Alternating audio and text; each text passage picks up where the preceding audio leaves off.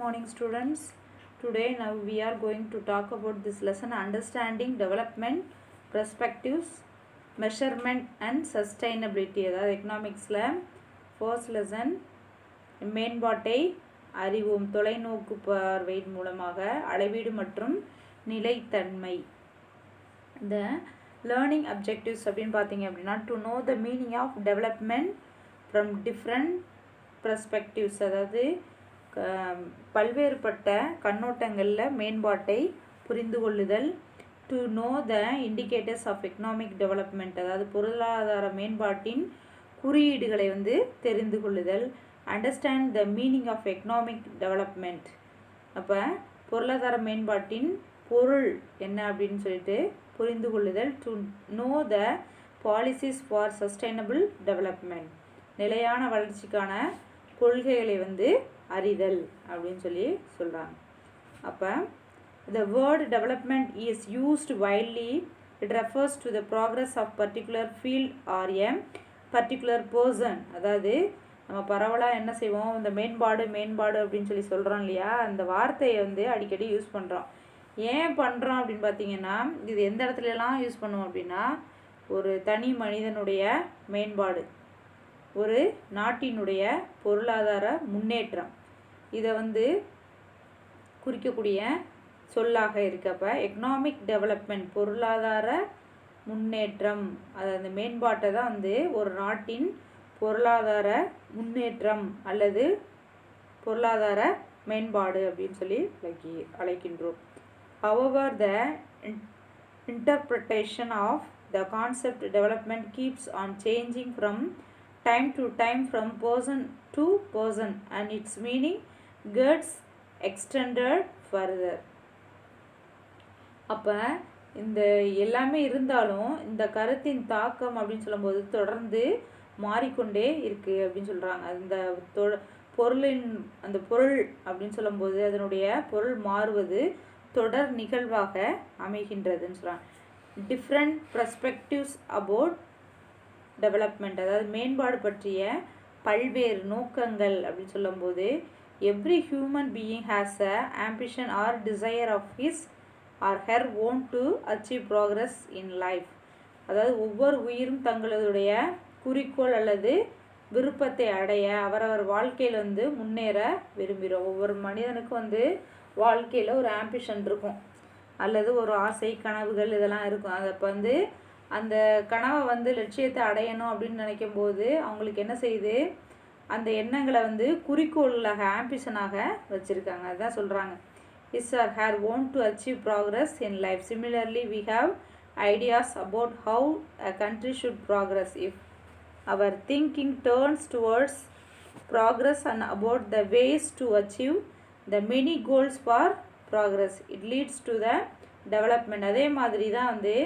ஒரு மனிதன் முன்னேறணும்னு நினைக்கும் போது குறிக்கோள் வச்சுருக்கும் போது ஒரு நாடு முன்னேறணும், ஒரு நாட்டினுடைய மக்கள் முன்னேற்ற பாதையில் செல்லணும் அப்படின்னா அதே மாதிரி பல்வேறு கருத்துக்களை ஒவ்வொரு மனிதனுக்கும் இருக்குன்னு சொல்கிறாங்க. அப்போ அந்த நம்மளுடைய இலக்கை அடைவதற்கு வழிகள் நாட்டினுடைய முன்னேற்றத்தை கொண்டு செல்லும் அப்படின்னு இதை தான் மேம்பாடு அப்படின்னு சொல்லி சொல்கிறாங்க. Let us try to imagine what development means to different people. First one improvement, அதாவது முன்பு இருந்ததை விட மேம்பாடு அடைதல். க்ரோயிங் ப்ராசஸ் எ நீடட் டைரக்ஷன், தேவையான வழிகளில் வளர்ச்சி அடைதல். வே ஆஃப் மூவிங் ஃபார்வர்டு, முன்னோக்கி செல்லுதல். Not doing same mistake twice, அதாவது தவறினை மீண்டும் செய்யாதிருத்தல். பார்ட் ஆஃப் டெய்லி லைஃப், தினசரி வாழ்க்கையின் ஒரு பகுதி. அட்வான்ஸ் அப்படின்னு முன்னெடுத்தல். என்னது க்ரோஸ் வித்தின், அதாவது தம்முள் வளர்ச்சி அப்படின்றது உருவாகிறது. நெவர் எண்டிங் ப்ராசஸ், அதாவது முடிவில்லாத செயல்பாடு. பெட்டரிங் யுவர் செல்ஃப், அதாவது தன் மேம்பாடு, தன்னை மேம்படுத்திக்கிறது. ஃப்ரீடம் டு க்ரோ, வளர்ச்சிக்கான சுதந்திரமான வளர்ச்சி அப்படின்னு சொல்லி சொல்கிறாங்க. ஃப்ரம் த எபவ் சார்ட், இந்த சார்ட்டை பார்த்துருக்கீங்க இல்லையா, அப்போ இதில் நிறைய பல்வேறு கருத்துக்கள் என்ன செஞ்சுருக்கு இருக்குது. அப்போ the term economic development refers to all over growth of all sector of economy by adoption of new technologies, economic development, improve the living standard of the people as well as the status of the country அப்படின்னு சொல்கிறாங்க. அப்போ பல்வேறு கருத்துக்கள் மேலே உள்ள வரைபடத்தை வந்து கவனிக்கும்போது வருமானம் தவிர மக்கள் அவருடைய சுயமான வளர்ச்சியை நாடுவதை வந்து அறிய முடியுது இந்த சார்ட் மூலமாக. தரமான கல்வி எஜுகேஷன், இன்னது உயர்ந்த வருவாய், உடல் நலம் மற்றும் ஊட்டச்சத்து, குறைந்த வறுமை, இதெல்லாம் வந்து சம வாய்ப்பு போன்றவை வந்து வாழ்க்கை தரத்தில் வந்து மேம்பாடு அடைய செய்கிறது அப்படின்னு சொல்கிறாங்க. இண்டிகேட்டர்ஸ் ஆஃப் எக்கனாமிக் டெவலப்மெண்ட், அப்போ பொருளாதார மேம்பாட்டிற்கான குறியீடுகள் அப்படின்னு சொல்லி பார்த்தோம் அப்படின்னா the major indicators to measure the level of economic development or net national product NNP, அதாவது நிகர நாட்டு உற்பத்தி, per capita income PCI, அப்போ தனிநபர் வருமானம், per capita income, net national incomeனா நிகர நாட்டு உற்பத்தி, PCI அப்படின்னா தனி வருமானம். நெக்ஸ்ட் பார்த்தீங்கன்னா பர்ச்சேசிங் பவர் பார்ட்டி PPP, அதாவது மனிதனுக்கு வந்து வாங்கும் சக்தி திறன் இந்த வந்து சொல்கிறாங்க. அப்போ வந்து ஹியூமன் டெவலப்மெண்ட் இண்டெக்ஸ் HDI, இந்த மனிதனுடைய மனிதவள மேம்பாட்டு குறியீடு, இதெல்லாம் வந்து பொருளாதாரத்தினுடைய முன்னேற்றத்துக்கு முக்கிய குறியீடாக அமைகின்றது அப்படின்னு சொல்லி சொல்கிறாங்க. அப்போ ஃபர்ஸ்ட் இதில் பார்த்தீங்க அப்படின்னா நெட் நேஷ்னல் இன்கம், நிகர நாட்டு உற்பத்தி. இப்போ நிகர நாட்டு உற்பத்தின்னு சொல்லும்போது the net national product GNP is considered as a true measure of national output. அப்போ நிகர நாட்டு உற்பத்தி வந்து தேசிய உற்பத்தியின் உண்மையான அளவாக கருதப்படுகிறது. இது நாட்டு வருமானம் என்றும் அறியப்படுகிறது. தனிநபர் வருமான உயர்வு எப்போதுமே வந்து மொத்த உண்மையான உற்பத்தியின் உயர்வு என்று பொருள்படும் அப்படின்னு சொல்லி சொல்கிறாங்க. அப்போ for measuring a country's development it's income a considered to be one of the most important factors. Countries with higher income are considered to be more developed then those with lesser income. அப்போ நாடுகளுடைய மேம்பாட்டை அளவிடுவதற்கு வருமானம் மிக முக்கிய காரணிகளில் ஒன்றாக கருதப்படுது. அப்போ வருமானம் சொல்லும்போது நாடுகள் வந்து குறைவான வருமானத்தை கொண்ட நாட்டை விட அதிக வளர்ச்சி அடைந்த நாடாக கருதப்படுது. எனவே நாட்டு வருமானமே வந்து பொருளாதார மேம்பாட்டின் குறியீடாக கருதப்படுகிறது. ஒரு நாட்டினுடைய வருமானம் அப்படின்னு சொல்லும்போது அதிகமாக இருந்துச்சு அப்படின்னா அந்த நாடு செல்வ வளம் பெற்ற நாடு. அப்போ பொருளாதார ரீதியாக வந்து மேம்பாடான இந்த நாடு அப்படின்னு சொல்லி சொல்கிறாங்க. அப்போ நெக்ஸ்ட் பார்த்தீங்க அப்படின்னா பெர் கேபிட்டா இன்கம். அப்போ பெர் கேபிட்டா இன்கம் சொல்லும்போது however for comparing the development of various countries total income is not satisfactory மெஷர்னு சொல்கிறாங்க. அப்போ நாடுகளினுடைய வளர்ச்சியை ஒப்பிடும் பொழுது மொத்த வருவாயை கணக்கிடுவது பயனுள்ள ஒரு நடவடிக்கையாக இருக்க முடியாதுன்னு சொல்கிறாங்க. Since countries have different population, comparing total income will not be suggestive of what an average person is likely to earn, as people in one country are better off than other in different countries. சொல்கிறாங்க. அப்போ நாட்டின் மொத்த வருவாயை வந்து ஒப்பிட்டு சராசரி அதாவது தனிநபர் சம்பாதிக்க வாய்ப்பு உள்ளது அப்படின்னு சொல்ல முடியாது. ஒரு நாட்டில் உள்ள மக்களுடைய வெவ்வேறு நாட்டில் உள்ள மக்களோட என்ன செய்கிறது வருமானம் வந்து ஒவ்வொரு இடத்துல வந்து வித்தியாசப்படுது. இப்போ நம்ம இந்தியாவோட US பார்த்திங்க அப்படின்னா அங்கே தனிநபர் வருமானம் அப்படின்னு சொல்லும்போது அதிகமாக இருக்கும் dollars in order to compare the international level. அப்போ சராசரி வருவாய் அப்படின்னு சொல்லும்போது நாட்டினுடைய மொத்த வருமானத்தை நாட்டின் மொத்த மக்கள் தொகையால் வகுத்தா அப்படின்னா சராசரி வருவாயை தல வருமானம் அதாவது பெர் கேபிட்டா இன்கம் அப்படின்றது வந்து கணக்கீடு பண்ண முடியும் அப்படின்னு சொல்கிறாங்க. அதாவது ஒரு நாட்டினுடைய பெர் கேபிட்டா இன்கம்மை கணக்கிட முடியும் அப்படின்னா நாட்டினுடைய மொத்த வருமானம் டிவைடட் நாட்டின் மொத்த மக்கள் தொகை, இது ரெண்டையும் டிவைட் பண்ணோம் அப்படின்னா என்னது பெர் கேபிட்டா இன்கம் கிடைக்கும் அப்படின்னு சொல்லி சொல்கிறாங்க. அப்போ types of countries per capita income. அப்போ சில நாடுகளில் பார்த்தீங்க அப்படின்னா 2017 to 18 சார்ட் வந்து உங்களுக்கு கொடுத்துருக்காங்க. அதில் ஃபர்ஸ்ட் பாருங்கள் டைப்ஸ் ஆஃப் கண்ட்ரீஸில் லோ இன்கம் அப்படின்னா என்னது, அமெரிக்கன் டாலர்ஸில் வந்து 1005 இருக்குது. அப்போ குறைந்த வருவாய் இது. இதே குறைந்த நடுத்தர வருவாய் அப்படின்னு சொல்லும்போது அந்த 1006 to 3955 வந்து சொல்கிறாங்க. அப்பர் மிடில் இன்கம் அப்படின்னா 3955, எபோவ் 12,235 வந்து சொல்கிறாங்க. அதே உயர்ந்த வருவாயின்னு சொல்லும்போது ஹை இன்கம் அப்படின்னு சொல்லும்போது 12,235 வந்து சொல்கிறாங்க. அப்போ பர்ச்சேசிங் பவர் பார்ட்டி அப்படின்னு சொல்லும்போது வாங்கும் திறன் சமநிலை அப்படின்றாங்க. அப்போ வாங்கும் திறன் சொல்லும்போது ஒரு மனிதன் வந்து ஒரு பொருளை வாங்குறதுக்கு அவன்கிட்ட என்ன இருக்கணும், பைசா இருக்கணும்.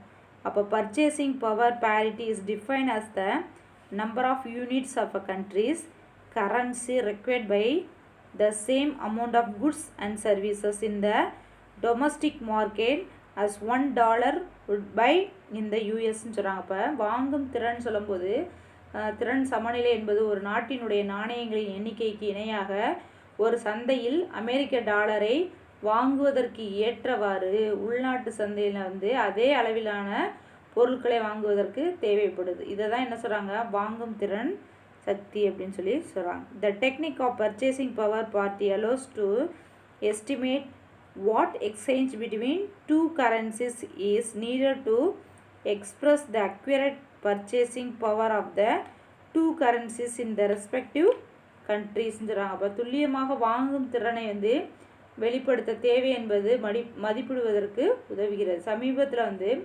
வாங்கும் திறன் சமநிலை அடிப்படையில் வந்து இந்தியா வந்து 3வது பெரிய பொருளாதார நாடாக உள்ளது. அப்போ வாங்கும் சக்தியில். அப்போ மேலும் சீனா அப்படின்னு சொல்ல பார்த்தோம் அப்படின்னா சீனா தான் வந்து சீனா முதலிடம், அமெரிக்க ஐக்கிய நாடுகள் 2வது இடத்துல இருக்குது அப்படின்னு சொல்லி சொல்கிறாங்க. அப்போ நெக்ஸ்ட் என்ன பார்த்தோம் அப்படின்னா பார்க்க போகிறோம்னா ஹியூமன் டெவலப்மெண்ட். அப்போ ஹியூமன் டெவலப்மெண்ட் அப்படின்னு சொல்லும்போது மனிதவள மேம்பாட்டு குறியீடு HDI, the human resources is necessary for the progress of any country. எந்த ஒரு நாட்டின் முன்னேற்றத்திற்கும் மனித வளம் அப்படின்றது மிக முக்கியமான அவசியமான ஒரு காரணி. The term human resources refers to the collective abilities of people which can be utilized in the production sectorன்னு சொல்கிறாங்க. அப்போ அந்த மனிதவள மேம்பாடு என்பது மனிதனின் உடல் திறன் மற்றும் சுகாதார திறனை வந்து கல்வியின் மூலமாக மேம்படுத்துவது அப்படின்னு சொல்லி சொல்கிறாங்க. அப்போ மனித வளத்தில் வந்து கல்வி மற்றும் உடல் நலத்தில் வெளியிடப்படும் முதலீடு எதிர்காலத்தில் உயர்ந்த வருமானத்தை அளிக்கலாம். அப்போ எதிர்காலத்தில் அவர்களுக்கு அதிக வருமானம் பெறக்கூடிய ஒரு முதலீடு அப்படின்றது வந்து இந்த ஹியூமன் டெவலப்மெண்ட் அப்படின்னு சொல்லி சொல்கிறாங்க. அப்போ இந்த past economics believed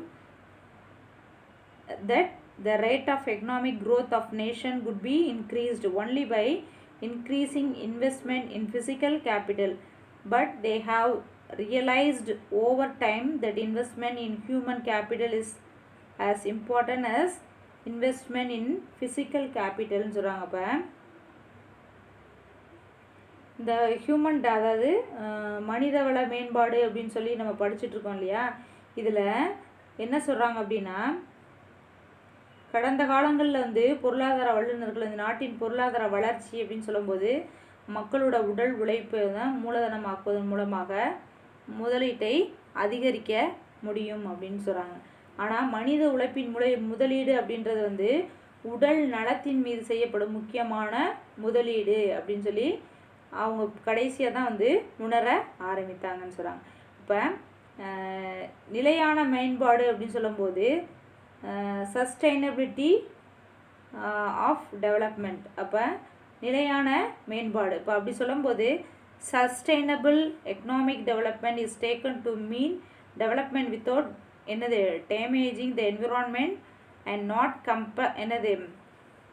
கம்ப்ராமிசிங் with the needs of future generation அப்படின்னு சொல்கிறாங்க. அப்போ நிலையான பொருளாதார மேம்பாடு அப்படின்னு சொல்லும்போது தற்பொழுதுள்ள சுற்றுச்சூழலை சேதப்படுத்தாமல் மேம்பாடு அடைய செய்வது அப்படின்னு சொல்கிறாங்க. அப்போ எதிர்கால சந்ததியினருக்கு தேவையான எல்லாமே வந்து சேர்த்து வைக்கிறது அப்படின்னு சொல்கிறாங்க. அப்போ the natural resources can be divided into renewable resources and non-renewable resources. The consequences of environment degradation do not respect to national or state boundaries. Sustainability of development is comparatively a new areas of knowledge in which the scientist, economics, philosopher and other social scientists are working together. அப்போ சுற்றுச்சூழல் அப்படின்னு சொல்லும்போது இந்த சீரழிவின் காரணமாக எல்லைக்குள்ள, அதாவது தேசிய மாநில எல்லைகளுக்கு உட்பட்டு உள்ளது. அறிவியல் அறிஞர்கள் வந்து பொருளாதார வல்லுநர்களாக இருக்கட்டும், தத்துவவாதிகளாக இருக்கட்டும், பிற சமூகவியலர்களாக இருக்கட்டும், இது வரைக்கும் இருக்கட்டும். நெக்ஸ்ட் கிளாஸில் பார்ப்போம்.